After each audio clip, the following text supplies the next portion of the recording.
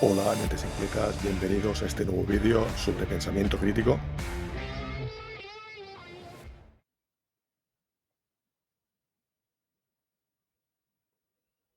Acabo de quedarme en estado catatónico observando las hojas de los árboles vibrar sometidas a la brisa del viento. En esta mañana ya casi veraniega y estoy pensando en lo etéreo de el tiempo, el tiempo visto como el aire que no se ve, el aire que se ve sin embargo a través del movimiento de las hojas de los árboles, aquello que no se ve pero sin embargo existe, aquello que la ciencia no puede evitar investigar porque lo está viendo. Mm. Y por lo tanto, ahí la ciencia no puede mostrarse arrogante. Sin embargo, la ciencia es absurdo que se muestre arrogante, porque la ciencia no es más que una aspiración del científico. Fijaros cómo confundimos ciencia con el científico y convertimos de esta manera al científico en una especie de Dios, y en nombre de la ciencia además, lo cual es una incongruencia, una aberración. Una cosa es la ciencia y otra cosa es el científico, que es solo un aspirante a descubrir los hechos a través de un método que el hombre llama método científico y que sin embargo no tiene nada que ver con la ciencia en sí misma. Fijaros en la paradoja, ¿eh? Y ahí está la gran confusión, convertir al científico en la ciencia misma. Fijaros en el sinsentido, cuando precisamente la ciencia es algo que ya existe, que ya está descubierta mm, por sí misma, por así decirlo, ¿no? Porque ni así es, ni así es, ¿no? La ciencia no se descubre a sí misma. La ciencia es. La ciencia es la ciencia es a lo que el científico aspira y por lo tanto el método científico, como digo, no es nada más que una aspiración y un invento humano que siempre, evidentemente, estará por debajo de la ciencia misma.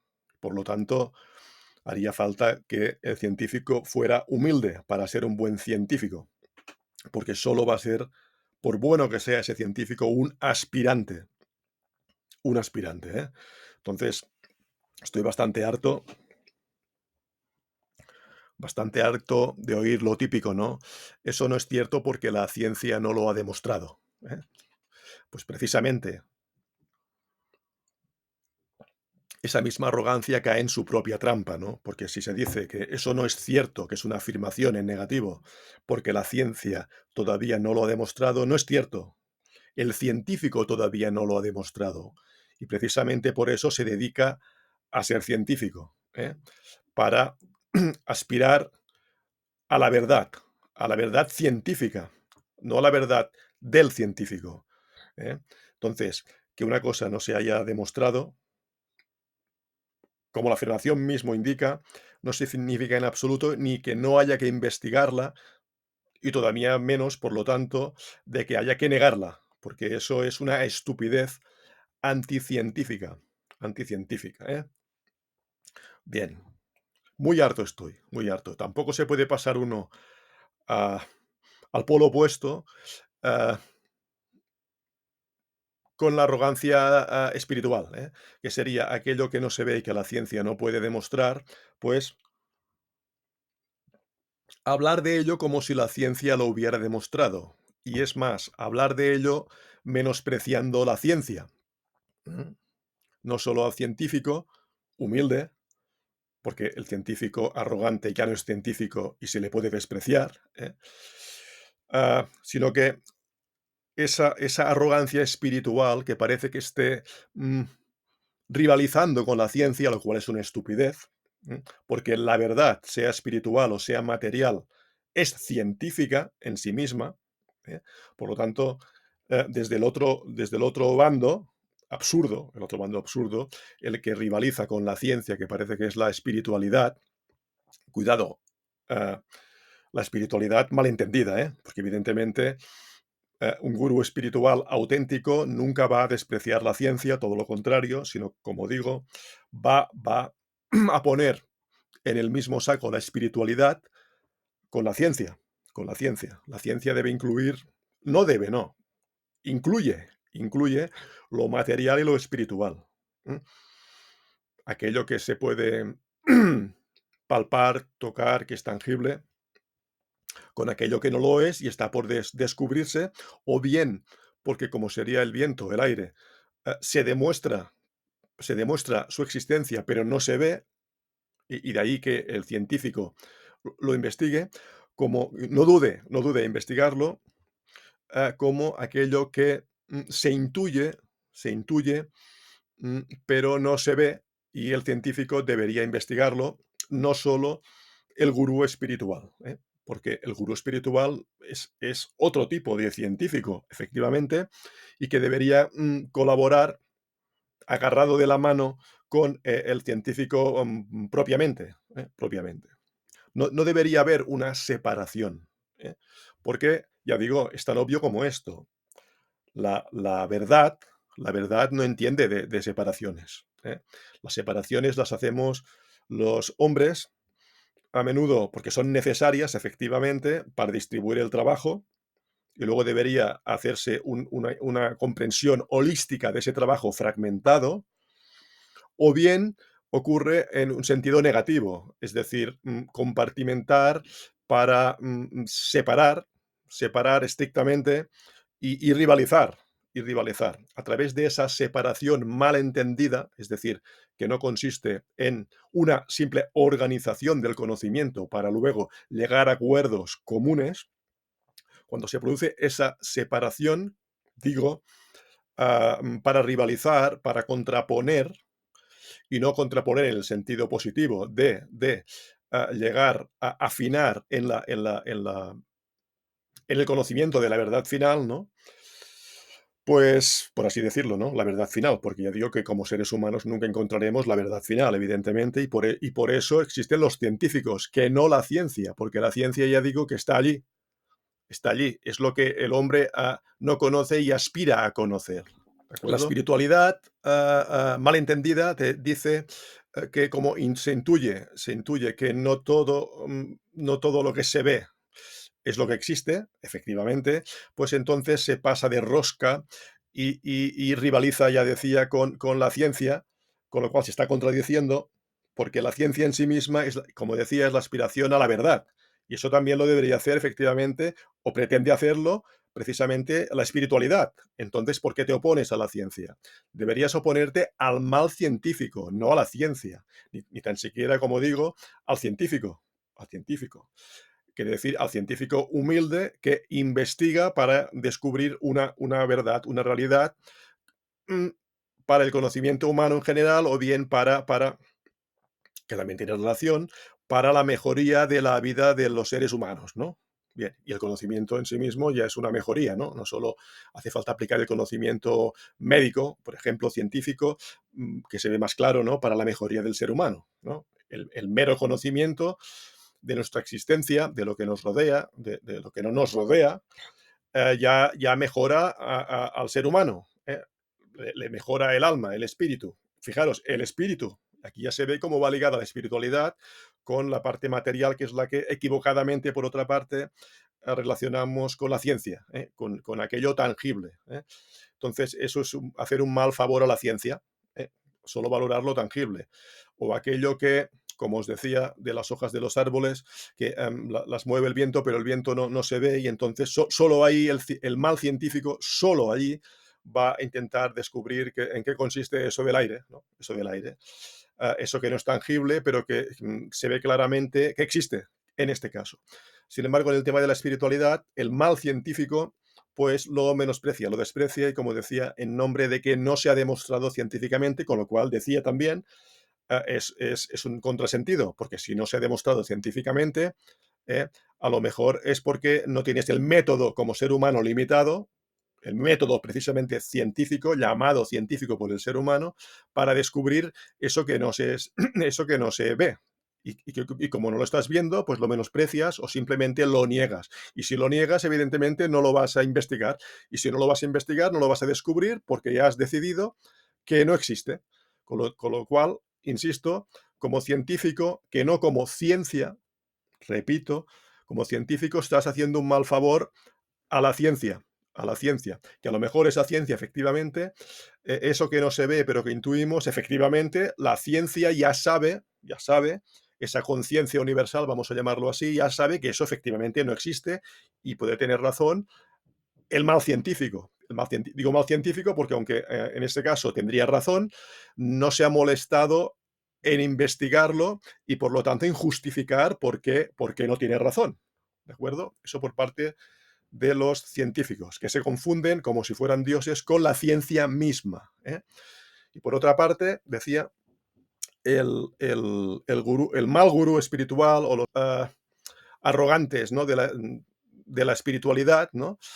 Pues que niegan la ciencia y contraponiéndola con la espiritualidad, con esa arrogancia espiritual, como si fuera científica, científica en el bien entendido de si fuera la ciencia, y entonces aquello que desconoce la espiritualidad, pues en el fondo hace lo mismo que el mal científico. ¿eh? Pues en lugar de negarlo, como haría mm, con mala praxis el mal científico, pues el mal gurú espiritual hace lo contrario, pero que viene a ser lo mismo. Es decir, en lugar de negarlo como el otro, lo que hace es inventarse, ahí voy, inventarse historias que no están comprobadas científicamente, es decir, que el hombre de momento no ha sido capaz de demostrar, pero se las inventa y las da como válidas.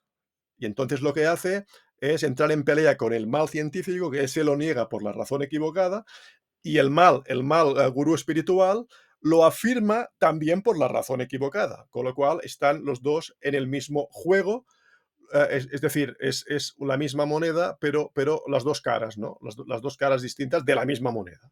Con lo cual no vamos a ninguna parte porque ni el científico oficial está actuando como tal, como buen científico, ni el gurú espiritual,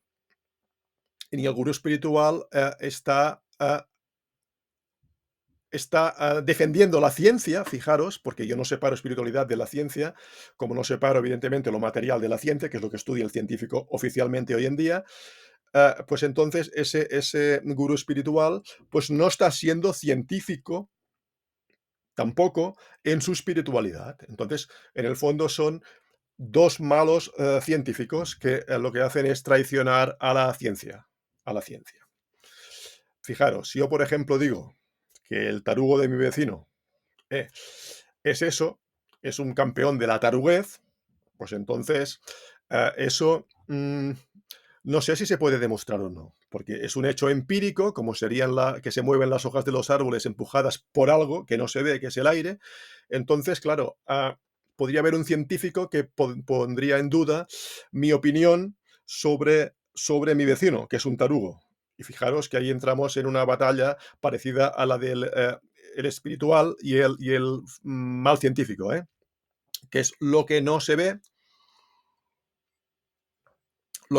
me lo invento, sería el mal espiritual, y lo que no se ve lo niego porque no se ve, ¿no? Que sería el mal científico. Entonces, yo hablaría con un científico sobre la taruguez de mi vecino, incluso se lo presentaría para que lo pudiera comprobar empíricamente, y sin embargo, a lo mejor ese científico quizás captaría la taruguez de mi vecino, pero como a través de su método científico, vamos a suponer, no puede justificar la taruguez de mi vecino, a pesar de que se está viendo con la misma claridad que estoy yo ahora mismo viendo moverse las hojas de los árboles, ¿eh?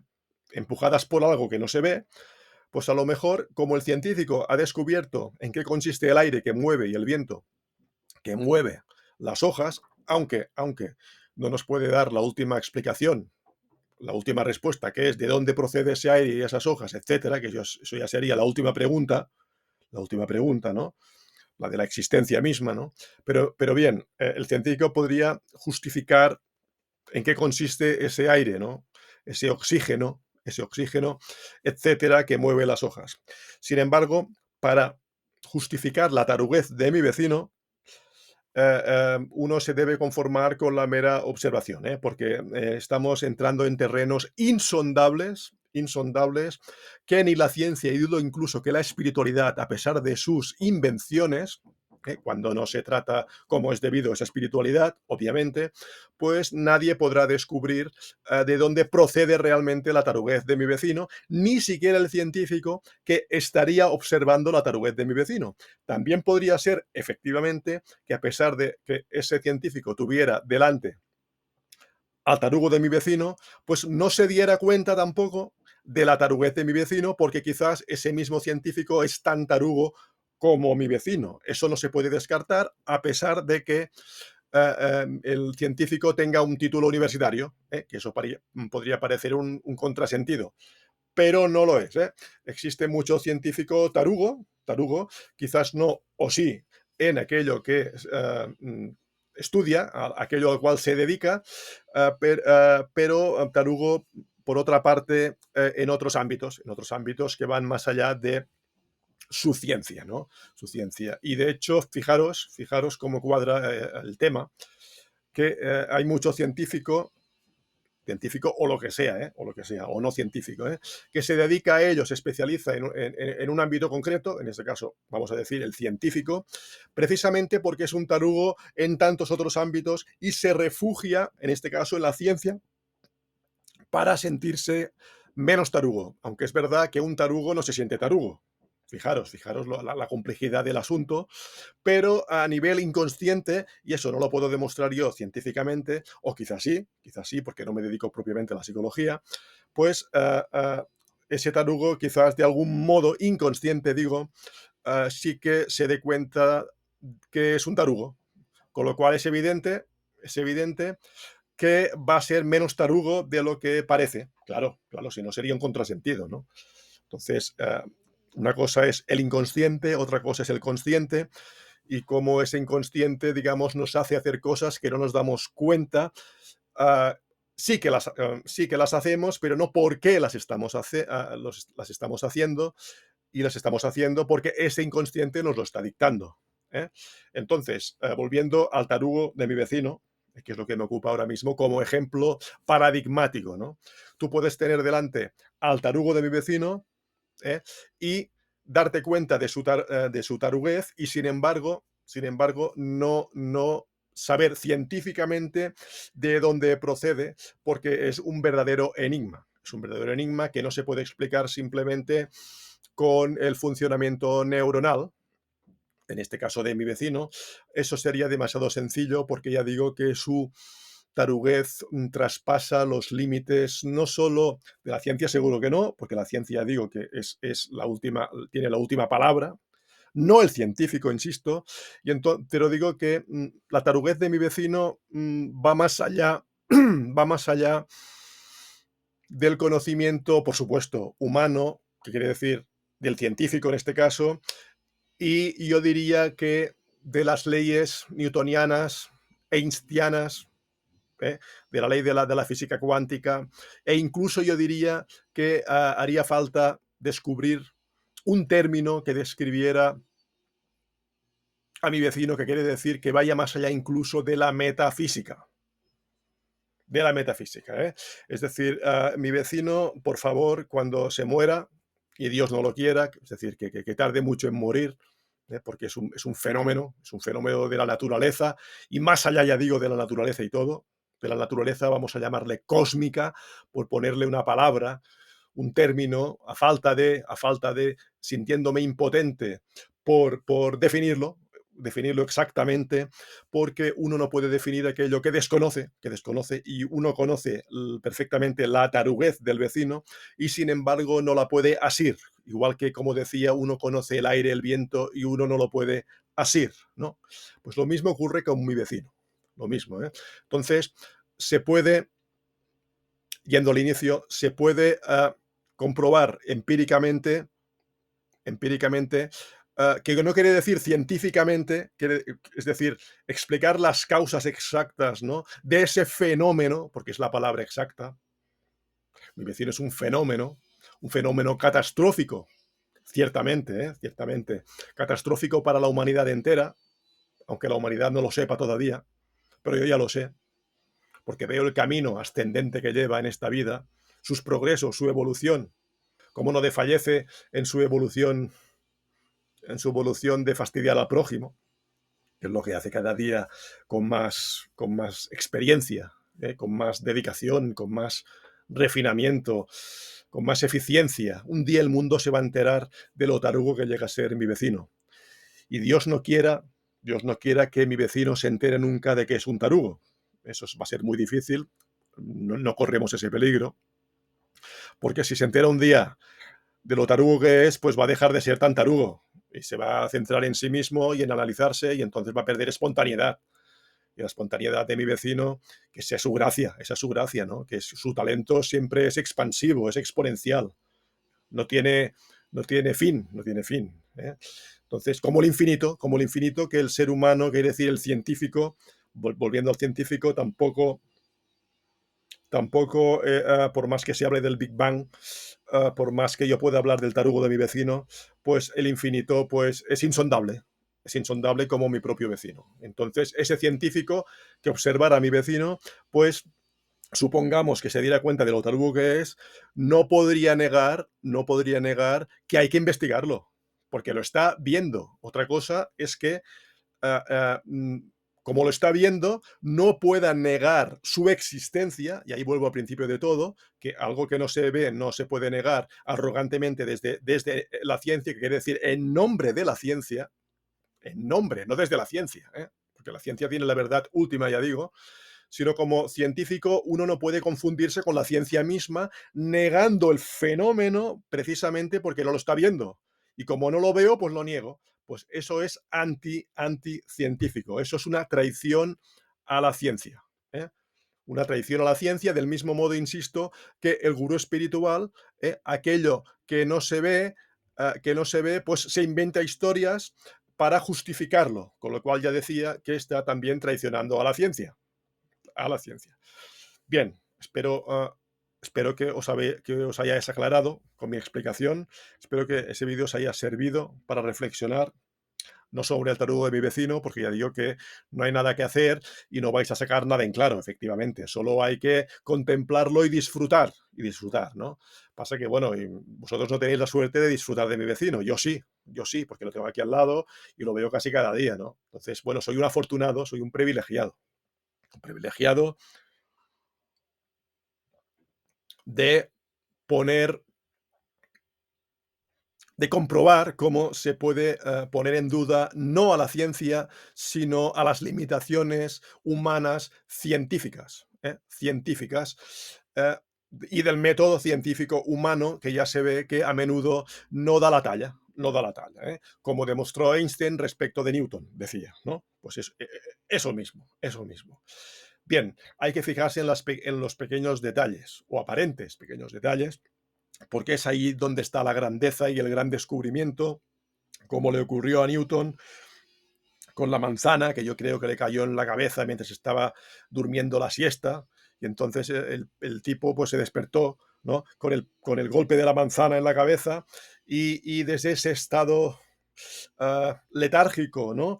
De haberse de forma brusca despertado de su agradable siesta debajo del árbol, del manzano, pues entonces allí en ese letargo descubrió la ley de la gravedad que, como decía yo, ya estaba descubierta.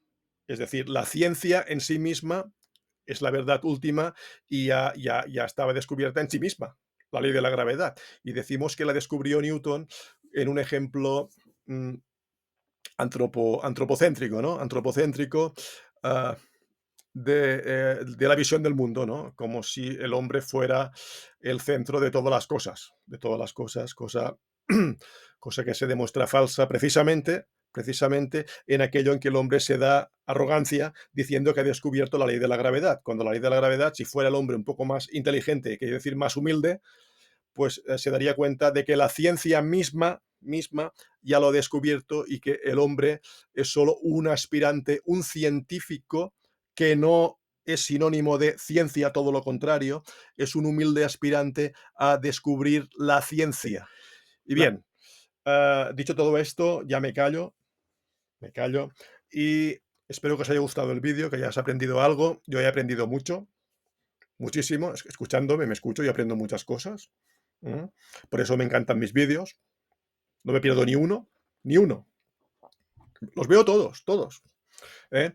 Y entonces, bueno, pues le dejáis un buen like al vídeo si os ha gustado, compartidlo, dejad comentarios si estáis de acuerdo, si no estáis de acuerdo, suscribiros, no os olvidéis de suscribiros, hacedme rico, mirad el enlace de abajo del PayPal y así ayudáis a animarme para avanzar en este canal, ¿de acuerdo? Bien, pues nada, nos vemos en el siguiente vídeo.